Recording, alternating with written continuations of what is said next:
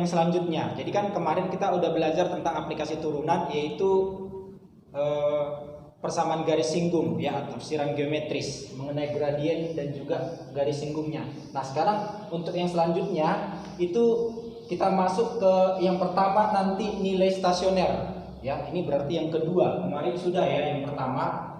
Ini aplikasi yang selanjutnya yaitu nilai stasioner. Jadi nilai stasioner itu bisa dikatakan juga di soal nanti nilai ekstrim. Bisa juga dikatakan nilai maksimum ataupun nilai minimum. Berarti dia sudah memberitahu jenisnya, yaitu jenisnya maksimum, jenisnya minimum. Nah, seperti itu dia. Nah, kalau kalian perhatikan sebentar grafik ini, ya grafik yang saya itu gambar di sini. Misalkanlah ada suatu fungsi diferensiabel, ya diferensiabel berarti dapat diturunkan, ya y sama dengan fx, katakanlah fungsinya y sama dengan fx. Nah, jadi kan ada di situ titik-titik saya buat, titiknya ada 5. Apa-apa aja titik yang 5 itu, yaitu titik A, titik B, C, D, E, gitu ya, C, D, E. Nah, di situ yang kelima titik ini itu dinamakan sebagai kumpulan titik stasioner. Ya, ini adalah titik-titik stasioner. Cuman jenisnya belum diberitahu. Nah, jadi dengan demikian ini bisa kita tentukan. Ya, ini bisa kita tentukan untuk titik A itu nanti titik balik maksimum. Ya, ini bisa dinyatakan titik balik maksimum. Ya, sama juga dengan C, ini bisa dinyatakan titik balik maksimum juga. Nah, untuk B sama D itu dinyatakan sebagai titik balik minimum. D-nya di sini titik balik minimum. Nah, seperti itu dia ya. Nah, jadi itu titik stasioner ABCD. Nah, di situ ada lagi kalian lihat adalah titik E. Titik E itu bukan titik balik maksimum ataupun minimum. Nah, di sini dia nanti ada dinyatakan dia titik belok. Nah, titik belok. Jadi perlahan dia bisa dikatakan nanti grafiknya berbelok untuk naik, ada juga nanti berbelok saat turun. Nah, seperti itu dia. Nah, jadi kan ini penjelasan dari titik-titik stasioner tadi. Nah, jadi di sini nanti di titik ini, di titik A ini kalau kita buat garis singgung kurva tersebut, kita buatlah contohnya garis yang menyinggung kurva, maka nanti garis ini yang garis berwarna merah itu kan dia sejajar dengan sumbu X. Kalau garis yang sejajar dengan sumbu X itu gradiennya 0, gitu ya. Gradiennya 0. Makanya nanti di keadaan ini gradien itu, ya gradien itu kan sama dia dengan f aksen X. Ya, topik yang kemarin kita bahas, ya. Gradien itu sama dengan f aksen X. Nah, berarti dengan demikian di sini nanti di titik A itu f aksen X-nya itu 0.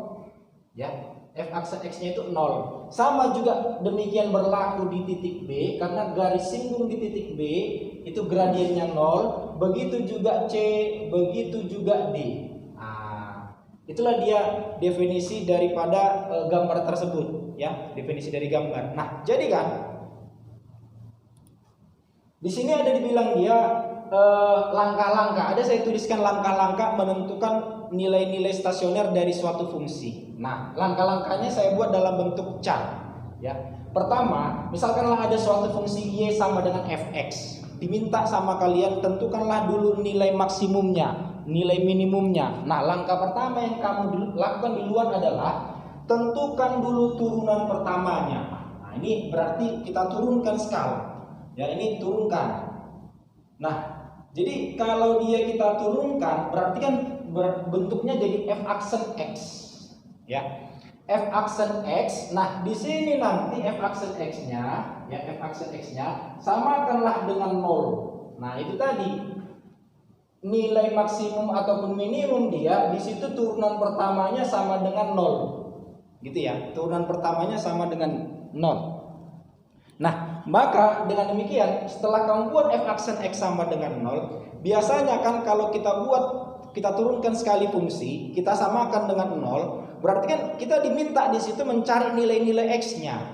Bisa nanti kita diarahkan ke dalam bentuk memfaktorkan persamaan kuadrat, cari nilai x-nya. Udah tahu mencari nilai x kalau dia persamaan kuadrat.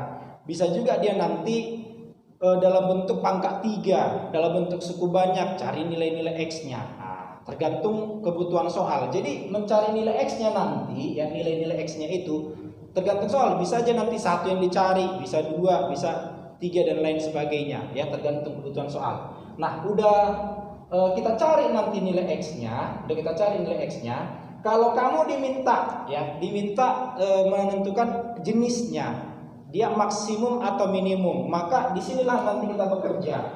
Kalau dia mau minta yang maksimum, ya maka uji turunan kedua, ya. Kalau dia mau maksimum nanti uji turunan keduanya. Turunan keduanya harus lebih kecil dari 0 supaya dia fungsinya maksimum. Kalau nanti dia maunya minimum, maka nanti uji dia turunan pertamanya harus lebih besar dari 0. Nah, jadi mencari nilainya apa? Nilai itu ingat, kalau y sama dengan fx, yang dikatakan nilai itu adalah y-nya atau fx-nya. X-nya itu sebagai input, ya. X-nya itu sebagai input yang kita cari tadi. Nah, itu kita substitusi ke persamaan awal, ya. Substitusi nilai x yang kamu peroleh tadi ke persamaan semula, bukan ke turunan. Kalau kamu substitusi ke turunannya nanti bakal 0. Jadi kamu substitusi dia ke persamaan semula, yaitu y sama dengan fx. Itu dia nanti langkah-langkah, ya, mencari nilai stasioner dan jenisnya. Jadi Vt itu dia dalam bentuk 2t pangkat 3 tambah 17t kuadrat tambah 20t. Jadi fungsi V dalam variabel t, gitu ya. Fungsi t dalam variabel t. Nah, fungsi f dalam variabel t. Nah, jadi kan langkah-langkah mencari nilai stasionernya tadi sudah ada nggak y sama dengan fx-nya atau fungsinya? Sudah. Kira-kira dapat nggak diturunkan? Bisa. Nah, turunkanlah dia sekali. Berarti kan kalau kita kerjakan ini jawab, maka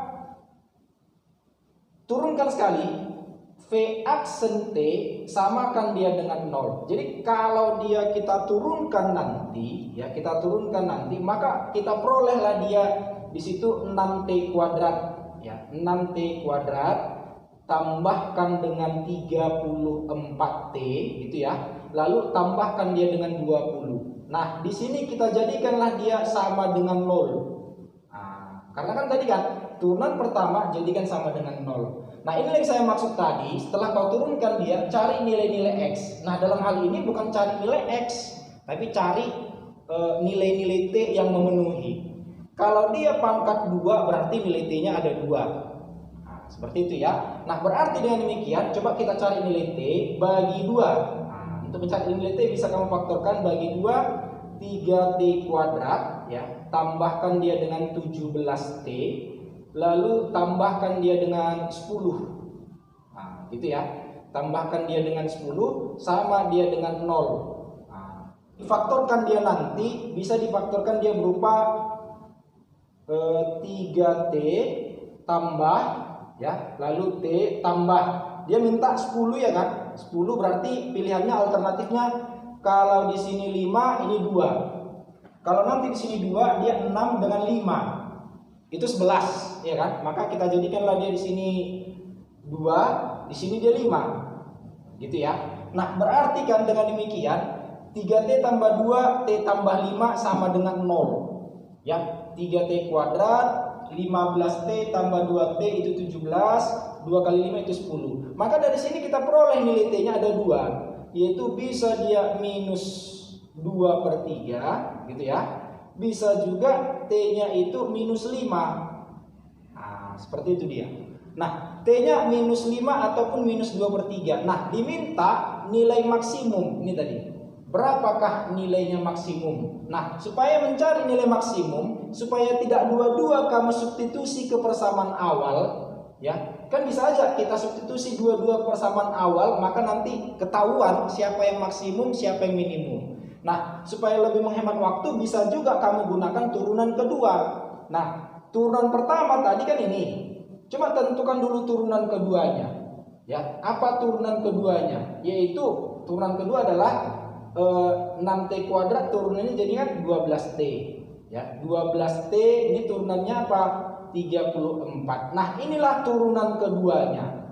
Dia mau yang maksimum. kalau dia mau maksimum maka turunan keduanya harus kecil 0. Berarti 12T tambahkan dengan 34 ini harus lebih kecil dari 0. Nah, seperti itu dia ya. Nah, berarti ini jadinya T-nya harus lebih kecil dari minus 34 per 12 atau T-nya lebih kecil dari minus 17 per 6. Nah, bagi 2. Nah, dari yang 2 ini, ya dari yang 2 ini, mana yang lebih kecil dari 17 per 6? Dari yang 2 ini, ya. Siapa yang lebih kecil dari min 17 per 6 dari yang 2 ini? Ini kan berarti sekitar min 3, sekian. Min 2, ya minus 2, sekian. Yang lebih kecil dari minus 2, sekian kan berarti min 5. Maka dengan demikian inilah input, ya. Inilah nilai T yang memberikan nilai maksimum dan inilah nilai T yang memberikan nanti nilai minimum. Nah, ditanya nilai minimum, nilai maksimum, maka tetap untuk mencari nilai maksimum atau minimum, substitusilah T yang min 5 itu ke persamaan semula.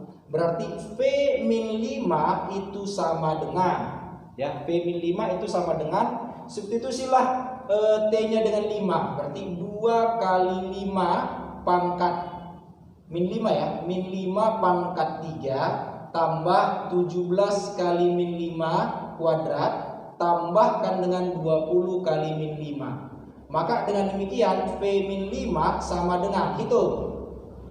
Ini min 125 berarti minus 250. Ini 25, ya kan? 25 kali 17. 25 kalikan 17. Berarti 35 175 25 berarti dia sekitar 425, ya, positif 425 dikurangkan dia dengan 100. Nah, berarti diperolehlah V min 5 sama dengan 425 kurang 100 itu 325. 325, ya kan, dikurangkan dengan 250 berarti itu jadinya 75, ya. Berarti nilai V min 5 itu adalah 75. Untuk fungsi naik, fungsi turun, coba perhatikan grafiknya, kurvanya. Sama, kita menggunakan kurva yang tadi juga. Ini Y sama dengan Fx. Ya, Y sama dengan Fx tetap juga dalam bentuk fungsi yang diferensiabel, ya, dapat diturunkan. Jadi coba kalau diminta suatu fungsi itu naik, itu bisa kita tinjau dari turunan pertamanya, ya, kita tinjau dari turunan pertama. Nah, kalau kalian perhatikan ini, ya, grafik ini, misalnya kita buat garis singgung di sini, di titik ini, maka kan nanti di sini dia, ya, di sini itu dia garis singgungnya itu negatif, garis singgungnya itu gradiennya itu positif, ya. Gradiennya itu positif. Dari mana kita tahu? Ingat bahwa kalau seandainya ada garis kamu jumpai berbentuk seperti ini, dia kan naik, itulah nanti dia naik, kan begitu. Nah, jadi ini naik, kenapa? Bisa kita lihat gradien dari suatu garis itu ditinjau dari sudut, ya, tangent sumbu X positif, ya, sumbu X positif. Jadi ini kan, inilah nanti dia sudutnya. Ini kan berarti bisa dikatakan dia berada di kuadran pertama, ya. Kuadran pertama, lalu di sini kuadran ketiga. Untuk mencari gradien dari suatu sudut, gradien kalau dikasih tahu sudut, kan dia menggunakan tangen alfa, tangen dari sudutnya. Jadi kalau sudutnya berada di kuadran 1 dan 3, berarti kan gradiennya kan positif. Nah, makanya nanti dia, karena dia positif, berarti turunan pertamanya itu positif. Setelah nanti dia fungsi naik, turunan pertamanya positif. Nah, sebaliknya kalau seandainya nanti garisnya berbentuk seperti ini, nah, gitu ya, kan dia turun. Nah, dia pada grafik ini kan turun ini, ya, ini turun. Nah, untuk mencari, ya, menganalisis di situ dia nanti bisa kamu buat lagi seperti itu. Maka kan nanti sudutnya bukan, dia kan di sini berarti terhadap sumbu X positif. Nah, di sini kan dia negatif ini. Kenapa? Karena di kuadran keempat sudutnya. Tangen di kuadran keempat kan negatif. Tangent di kuadran kedua juga negatif. Nah, kira-kira seperti itu dia penjelasannya. Jadi dia turun ya, kalau kita buat dia dalam bentuk interval, ini misalkanlah titik ya, ini A, ini titik A, lalu ini katakanlah dia ini titik B, ini titik B, lalu ini adalah titik C. Ya, titik D. Ya. Nah, jadi yang bisa kita simpulkan di sini nanti, dari interval ya tak hingga ya minus tak hingga sampai dia itu A ya. Ini kurvanya itu naik. Kurva naik. Ya, mulai dari minus tak hingga sampai dia titik A. Ya, di sini dia naik. Lalu mulai dari A ke B ya, kurva itu turun. Ya, kurvanya itu turun. Nah, lalu mulai dari B ke C, ini B ke C kan naik dia. Maka ini kurva naik. Intervalnya ya, kurva naik. Dia di interval B sampai C. Lalu terakhir di situ ada C sama D saya buat, interval C sama D, di situ kurvanya turun. Ya, kurva turun. Ya. Masih ingat ya, kalau seandainya ditulis dia dalam bentuk contoh A, B, berarti kan dia penulisannya itu setara dia dengan, berarti batas X berada di antara A sama B, ya. Batas X berada di antara A sama B, kurva tersebut turun. Gitu dia. Berarti contoh C sama D sama juga ya. Berarti nilai X yang berada di antara interval C sampai D, maka kurva ini juga turun. Nah, itu dia definisi dari bentuk dalam kurung seperti itu ya. Oke. Nah, jadi kalau dia naik tadi turunan pertamanya besar 0, kalau dia turun turunan pertamanya lebih kecil dari 0. Untuk mengerjakannya ini dia mau diminta tadi turun. Ya, turun. Nah, berarti kalau mau dia turun, berarti turunan pertama fungsinya ini harus dalam kecil 0. Kan gitu kan? Berarti f aksen X kecil 0. Karena dia apa? Dia maunya fx-nya itu turun. Fungsinya turun. Nah, berarti dengan demikian, coba tentukan turunannya. Makanya kita duluan belajar turunan bentuk sederhana, bentuk aljabar. Ini berarti jangan dikalikan. Jangan dipangkat 3, lalu dikalikan dengan x kuadrat kurang A. Jangan seperti itu. Kita turunkan dia. Kalau seandainya lah ini sebagai U, ya, berarti apa menjadi U aksennya? U aksen. Ya, itu adalah 2x. Iya kan? Lalu kalau seandainya lah ini sebagai V, coba tentukan dulu V aksen. V aksen berarti turun pangkat, berarti 3 kali 2x tambah B-nya menjadi pangkat 2. Gitu ya. Lalu turunkanlah 2x tambah B. Turunan 2x tambah B itu adalah 2. Nah, seperti itu. Turunan B 0, bukan 1, iya kan? Nah, inilah dia untuk V aksen. Maka turunan F aksen X, ya, turunan Fx-nya berarti kan rumusnya U aksen kali V. U aksennya adalah 2x, kalikan dia dengan V-nya. V-nya adalah 2x tambah B pangkat 3 gitu. Ya kan? Ditambah U dikalikan dengan V aksen. U-nya adalah x kuadrat kurang A. V aksen itu adalah 3 dikali 2x tambah B pangkat 2 kali 2. Nah, inilah yang harus lebih kecil dari 0 gitu. Ya, inilah yang harus lebih kecil dari 0. Maka kita cari solusinya. Nah, maka dengan demikian kan di sini ada yang sama. Jadi jangan dipangkat 3 kalikan, jangan seperti itu. Di sini ada yang sama, yaitu 2x tambah B, ini pun 2x tambah B. Nah, yang paling kecil ya, yang paling kecil itu kan dia 2x tambah B pangkat 2.